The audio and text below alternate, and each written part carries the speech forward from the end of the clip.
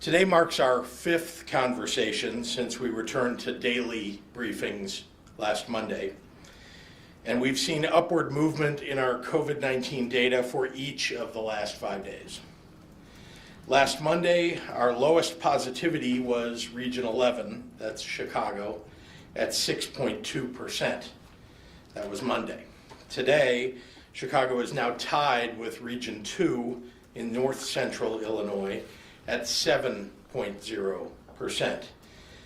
That's a 0.8% increase in just 1 week. Chicago's infection rate is rising at a rapid rate, just like the rest of Illinois. Statewide, the number of patients hospitalized with COVID-19 has increased 17% over the last week alone. As of Monday, only one of our 11 regions have been moved into increased mitigations of our resurgence plan. Today, that number is up to 4 regions: northwestern Illinois, southern Illinois, and Will and Kankakee counties, that's Region 7, DuPage and Kane counties, that's Region 8. With Region 4, Metro East, crossing the 8% average threshold for the first time today, or at least since the last time they were in mitigation, and Region 9, Lake and McHenry counties up on the Wisconsin border, close behind with a 7.7% average as of this morning. Regions under tighter mitigations sometimes take more than a week to see the numbers start to level out or come down, but it happens quicker when people in a region make personal efforts to follow the basic mitigations immediately. What we do today, October 23rd, will determine how many cases we have and what our hospitals will look like on Halloween, just 8 days from now, and at Thanksgiving, just 34 days from now. Following public health recommendations, especially wearing a mask in public, will bring our numbers down, save our economy, and let more of our kids go to school, getting us as close to normal as we can be until we get through this. And here in Illinois, we continue to do everything we can to slow the spread of the virus and move us toward that normal. Every day of the last 8 months, we've gotten better at tracking and monitoring this disease through more and more testing, making sure that your individual efforts to protect yourself and your community are matched by our efforts in government. Ours is not one of those states that started to build up its testing infrastructure in March and then slowed down in July. Illinois now has surpassed a 70,000 tests per day average, which means that we test 3.5 times as much as the average state, and we're third in the nation in daily testing and number 1 in the Midwest. Each day we do more testing at our 26 state-run sites and 3 IDPH labs alone than most of the states in the United States do. In every state where they combine state sites, private sites, hospital sites, doctor's offices, and anywhere else, we're exceeding those in a combined basis, just in our 26 state-run sites and our 3 IDPH labs. One of the key elements of our testing success is that we have built a mobile testing system that can be deployed anywhere in the state, with an emphasis in areas with documented outbreaks and increasing positivity rates, and where local public health departments indicate that there's a greater need. Decisions on the location of mobile testing sites are made in part on the submission of mobile testing site request forms on our IDPH website, where anyone can submit an area of concern for consideration. From there, IDPH works with our mobile team operators to evaluate all the information and to get our teams across the state in as equitable a manner as possible to urban and rural and suburban communities alike. In the last 2 weeks alone, we've had mobile teams present in 47 counties throughout the state of Illinois. These tests are free to anyone, regardless of citizenship, symptoms, or contact with someone with COVID. And they're also fast. I know that throughout this pandemic, there have been national headlines about the long backlogs, sometimes 2 weeks, at commercial labs, national ones, that delay you getting your test results. Well, that's not the case at our in-state, state-run, community-based testing sites and our mobile sites. The majority of people who go to these state-run sites see a turnaround time for their results in 2 to 3 days. And for many, it's even faster than that. This is key because the tests that we offer at our state sites are PCR tests, the most accurate kind of COVID-19 diagnostic test out there. You can find the closest one nearest to you at dph.illinois.gov/testing. Mobile testing has allowed us to evolve where and how often we need to offer testing in a certain area and increases the availability of free testing as needed. Next week, for example, we're piloting a month-long, semi-permanent, 7-day-a-week operation in Mount Vernon in Region 5, Southern Illinois. And we are currently identifying locations in Region 3. This is the work that it will take for us to get through this. And let me be clear, we will get through this. Our strong testing regimen is just one important tool in our toolbox, and we didn't have that toolbox prepared when this pandemic first hit. No one did. And there are others that we've deployed, which we will talk more about next week. Navigating new challenges with Illinois ingenuity and grit is who we are. From expanding testing for everyone, everywhere in our state, to calling on the Republican-led U.S. Senate to get federal support for our Illinois small businesses. We won't stop fighting for our state and for each other. We've got to be all in for Illinois. So now I'd like to turn it over to the Director of the Department of Public Health, Dr. Ngazi Ezike. Thank you, sir.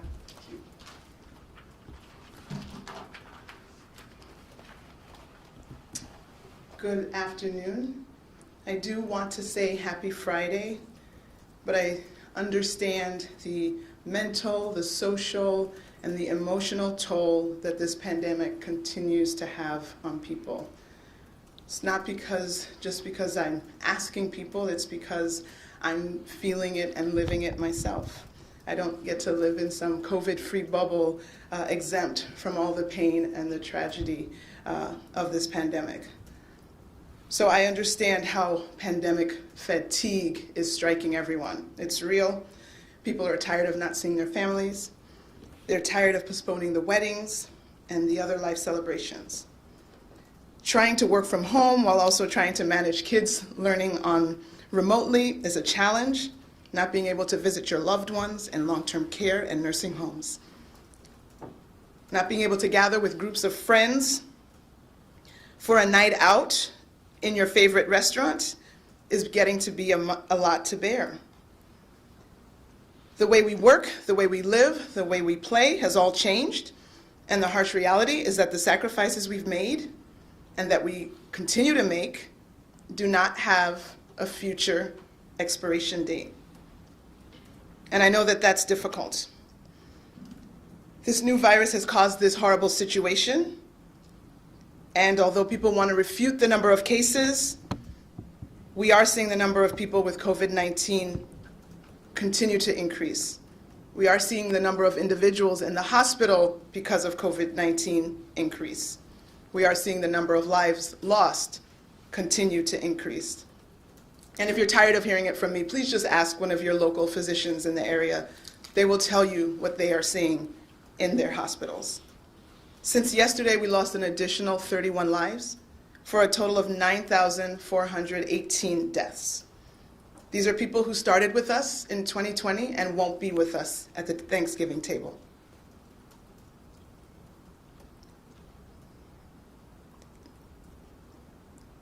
Today, we are reporting 3,874 new cases for a total of 33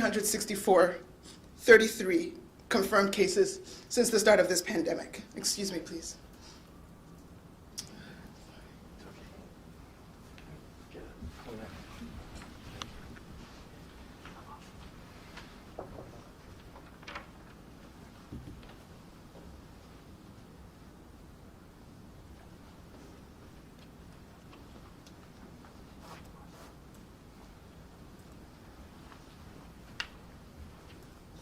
I'm sorry.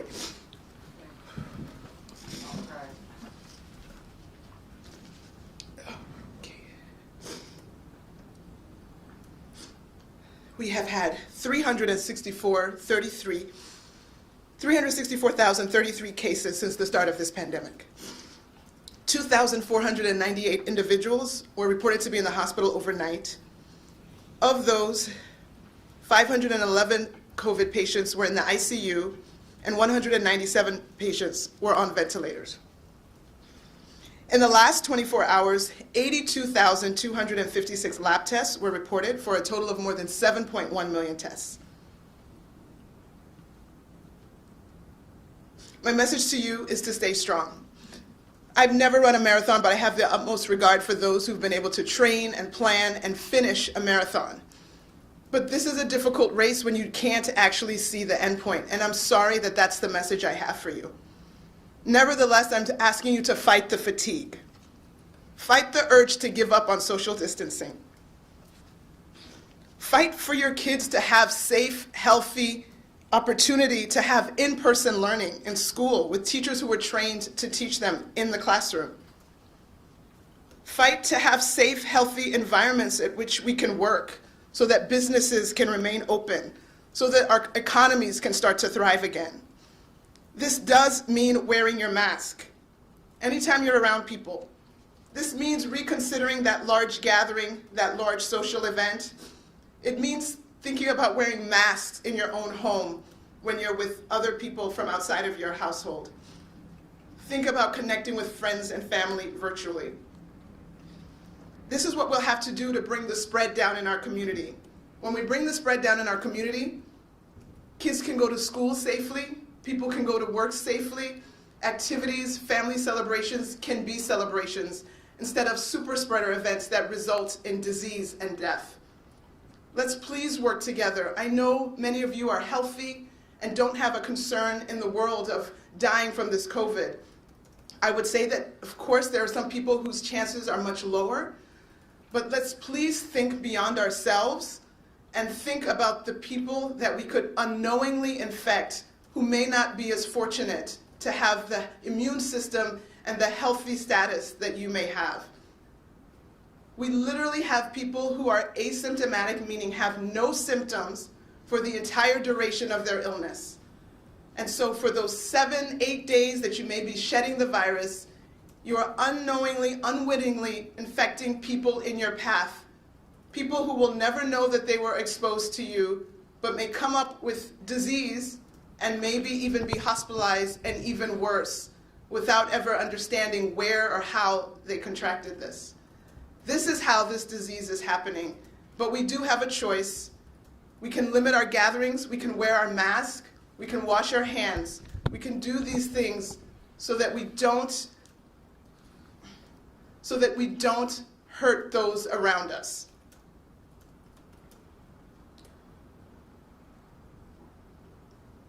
Buenas tardes a todos.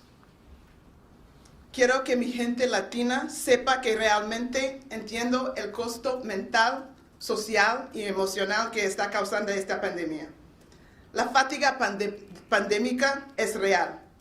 La gente está cansado de no ver familia en las bodas, las quinceañeras o otras celebraciones de la vida. Muchos de los trabajadores esenciales son latinos y los agradezco a todos por trabajar durante esta pandemia de mantener funcionando nuestro estado. La forma en que trabajamos, vivimos y jugamos ha cambiado y la dura realidad es que los sacrificios que hemos hecho y estamos haciendo deberán continuar en el futuro. Es difícil decir eso. Con los días festivos acercándose, Sé que todos queremos estar juntos, pero no pongas en riesgo a la abuelita y abuelito. Usa una máscara durante su visita. Eso ayudará a detener la propagación de este virus mortal. Algunas personas quieren refutar la cantidad de casos, pero estamos viendo que aumenta la cantidad de personas con COVID-19 en los hospitales, así como la cantidad de vidas perdidas.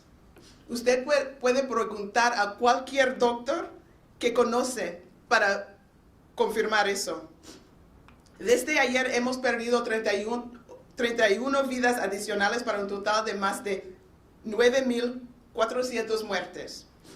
Hoy informamos 874 casos nuevos de COVID-19 en Illinois para un total de más de 360,000 casos confirmados. 2,498 personas en Illinois pasaron la noche en el hospital con COVID-19 y de ellos 511 pacientes estaban en la unidad de cuidados intensivos y 197 pacientes estaban en ventiladores. En las últimas 24 horas se informaron más de 82,000 pruebas de laboratorio para un total de más de 7.1 millones de pruebas. Mi mensaje para ustedes hoy es que se mantengan fuertes. Luchen contra la fatiga. Luchen contra el impulso de salir sin máscara. Luchen para que sus hijos podrán aprender en manera segura, saludable y en persona. Luchen para su familia, sus amigos y su estado. Porque no podemos hacerlo juntos, tenemos que trabajar juntos. No pueden hacerlo solos. Sí se puede. Recuerden los 3 M's, usa su máscara, mantenga su distancia y lávense las manos. Muchísimas gracias para su apoyo. And with that, I will turn it over to Governor Pritzker. All right, reporters in the room, we're going to take a couple from you guys, and then we've got a bunch of people who are working from home with questions on the computer. And before we begin, I just want to say something important. Dr. Ezike is Superwoman. Since the very beginning of this coronavirus, she has had the weight of the public health of the people of the state of Illinois on her shoulders. She has worked nonstop, 7 days a week, 24 hours a day. There is not a moment that she doesn't take a phone call in the middle of the night, middle of the day, take a meeting, whatever she needs to do. The people of the state of Illinois are her patients. And you can imagine she cares so deeply about her patients. And I'll also say that there is a tremendous amount of pressure and burden when, in addition to all of that, she is subject to verbal attack, to protesters showing up at her home. And people have a right to do that, but people should take into consideration that this is a very difficult job that she has, and she is doing it in a way that we should all be so proud of. I know I am, and I'm very proud to be able to work with you, Dr. Ezike. Thank you. So with that, I'm happy to take any questions from members of the media. Yesterday you had mentioned that you're going to send Illinois State Police to Region 1 to make sure that they're complying, that they're not having the bars and restaurants open. And if so, are they going to be making arrests? No. And what would be the criminal charge if there is one? Because it's a health guideline, right, and an executive order?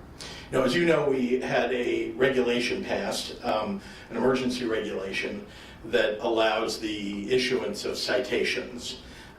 It also begins with warnings. So after a couple of warnings and perhaps a dispersal order, there is the potential for the issuance of citations. They will also be checking up on locations that may or may not be following the rules and reporting back on places that have liquor licenses, that have gaming licenses, that are not following the rules, and those places will be subject potentially to having proceedings initiated against them to remove their gaming or their liquor licenses. And it's not just Region 1. It's in any region in which we have existing mitigations that we've asked people to follow, and we're going to ask the businesses, as the regulation outlines, to do what they're supposed to do, and we'll hold them responsible if they're not. And just to follow up to that, I know you want to get to other questions. And I'm sure you've seen online, a lot of people are not. They said they're done. Their livelihoods. They're not going to put their employees' jobs on the line. They're not going to, ruin a family business that they've had for 80 years, and they're determined to stay open. What are you going to do? I mean, what? Well, I know you understand you don't want to ruin their livelihoods. I get that. Mm-hmm. And I know we want to slow the spread. I get that. But at what point in time, people are going to start fighting back? Yeah. And it's the way that they know how, and that's how they choose to do it. I understand, and I understand how difficult it is. I do. Many small businesses have their entire livelihoods at risk and the potential for the closure of their business permanently as a result of this virus. The difficulty, I think, is that some of the locations, and remember this is often focused on bars and restaurants because those are super spreading locations, that some of those locations, when they remain open, when they don't follow the rules, they are in fact helping to communicate this virus to many other people in their communities. This is an awful virus. One of the challenges of it is that it isn't visible to anybody and it doesn't occur to you right away. In other words, it's not that you'll show up at a bar or restaurant one day and the next day you're sick. That's not how it works. And so it's very difficult for people to understand and then to try to manage that with the financial pressures that they're going through. And we've tried to alleviate some of the burden of that with our business interruption grants, with PPP at the federal level. There's much more that's needed to keep people going financially through this pandemic. And we've been fighting to get those resources to small businesses in Illinois. And I'll continue that fight. For whatever reason that isn't happening, the federal officials, federal congressmen and senators, the president can't seem to get together to get that done. So what I can say is that unfortunately we still have to live by the rules here because we don't want people to get sick and die. And so I would ask people to try to live by the rules that we've set. Wear your mask. The truth is that if everybody will wear their masks, we can get our businesses back open again much quicker. We are. I mean, No, you are. I can see you're wearing a mask right now. Yeah, but I mean, out in the streets and at bars, at gyms, even people running, jogging Yeah. alone, everyone seems to be wearing a mask, but it's that's not working. So what's? That's not true, Amy. Masks work.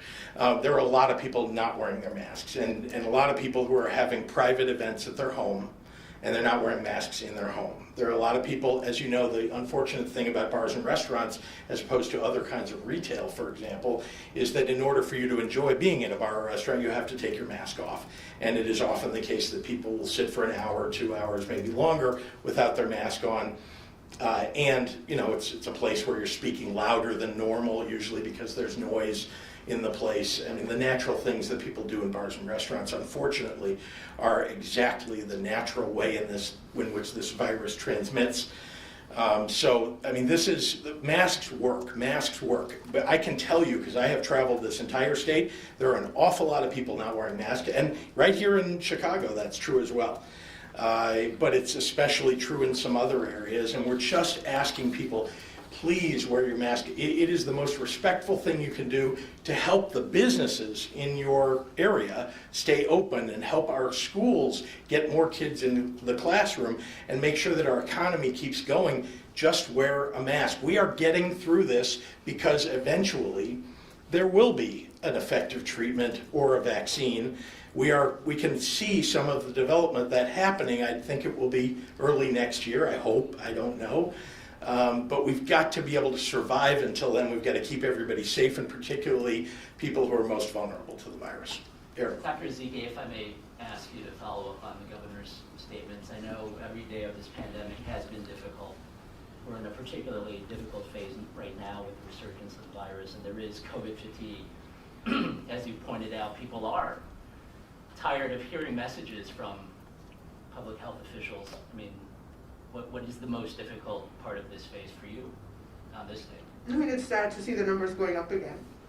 people have worked really hard to get us through the first phase, and as I heard from some healthcare executives yesterday, as we see the numbers go up in the hospital, people are bringing more beds, trying to prepare for the COVID units again, and these staff that went through all that pain to try to save as many people as they can are seeing history repeat itself.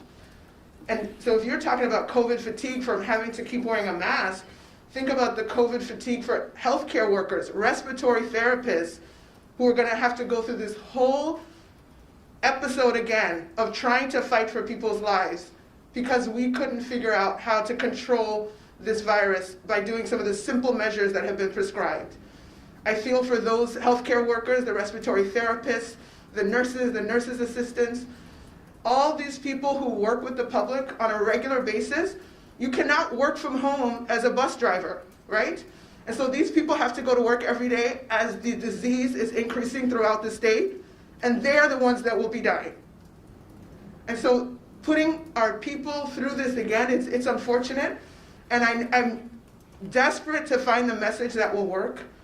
I'm looking for someone to tell me what the message is so that we can do what it takes to turn this around. The virus has caused this, and instead of pitting one group against another, we need to get that and fight against the virus, and we can do that. We have some tools to do that. We don't have a cure yet, we don't have a vaccine yet, but we have a mask, and we're asking people to use that, and I don't know what else we can say. Well, a lot of people, their hearts are with you right now. Just can we talk about the school issue and how that's, our children, I know you've got high school kids, you have high school kids, a lot of us do. If there's a possibility that we could get our kids back, because even NPR, not a right-wing publication by any means, says that the risk of reopening schools has been exaggerated. Then there's been Schools are making the local decisions on Yeah, that, so Governor, you can address that quickly, and we gotta get online. Okay, I We have to shut will. down. Let me just say, we've never, this is, as you know, as we came into the fall semester, we did not shut down schools. Indeed, what we did was provide guidance for local schools to make decisions for themselves, because schools are different from one place to another. Their student bodies are different. They've got a different level of risk. They need to make those decisions at the local level with good guidance from doctors, and that's what we've provided for But them. at some All point right, in so time, Dana you have to Rebeck step from in. WGN wants to know, according to the DuPage County Health Department, only 6% of outbreaks are linked to restaurants. Given that low number, why do you feel it's important to impose these restrictions on struggling restaurants and bars? No, I appreciate that question.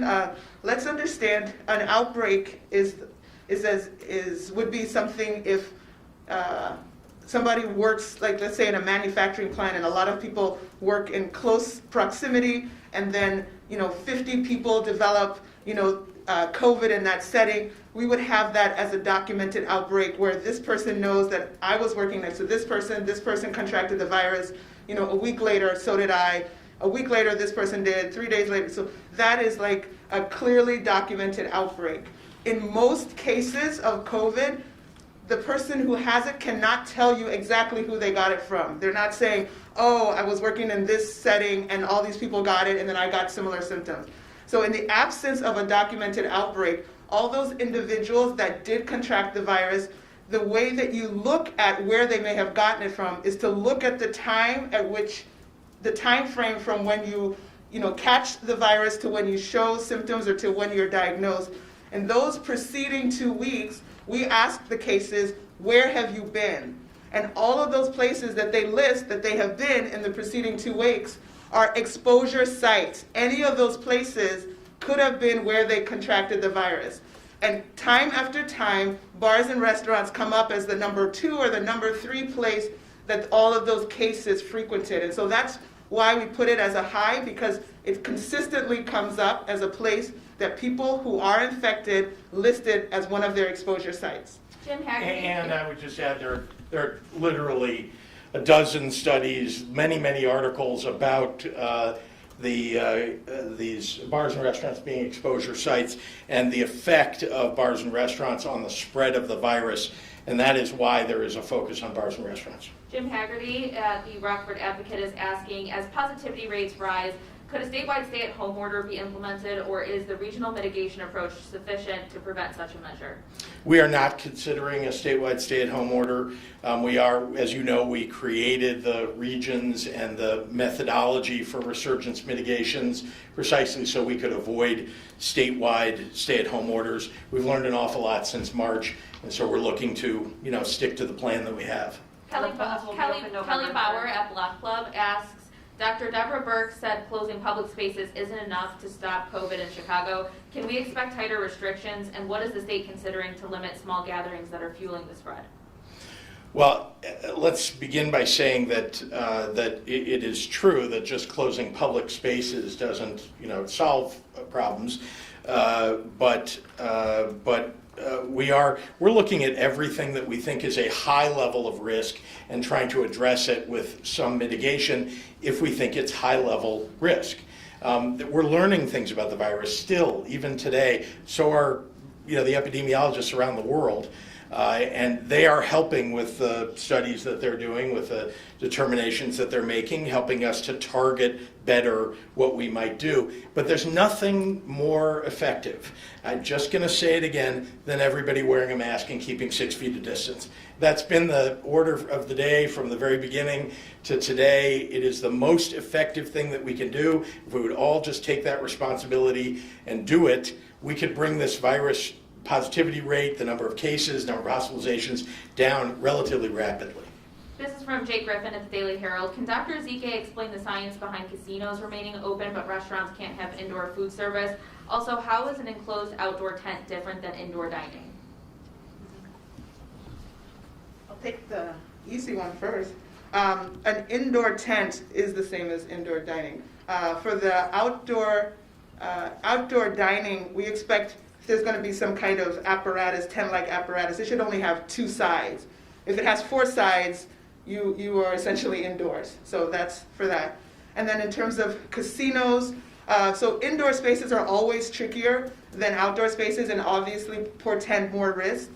Casinos are large spaces, and so there is, and there's actually aggressive ventilation. They do keep that pumped with pretty fresh air because they're trying to keep people to have them be lively and awake and stay there and continue to spend. But in terms of the spacing, there have been very rigorous plans in terms of how to space, how to keep people away from each other, and those seem to have been followed. I will say that when we talk about exposure sites, I don't see casinos coming up as a place where people have been for cases who've been diagnosed with COVID. That doesn't seem to come up. So I would say that maybe the mitigation measures that are in place might be working, or maybe many people are not going there. But I think if we saw consistent information in terms of exposure sites and casinos coming up in Region 1, Region 2, Region 3, then we would have to absolutely reconsider that. Jim Leach will be our final question at WMAY. Are congregate care facility outbreaks skewing numbers in a region, and should they be taken out in determining metrics for mitigation? Well, remember that there are a lot of staff that work at congregate care facilities, long-term care facilities, nursing homes. They are coming in and out of the facility. As many of you know, much to all of our chagrin, we've had to limit the visitation of people to long-term care facilities by family members, by friends, and so on. It's limited now to just outdoor, visiting.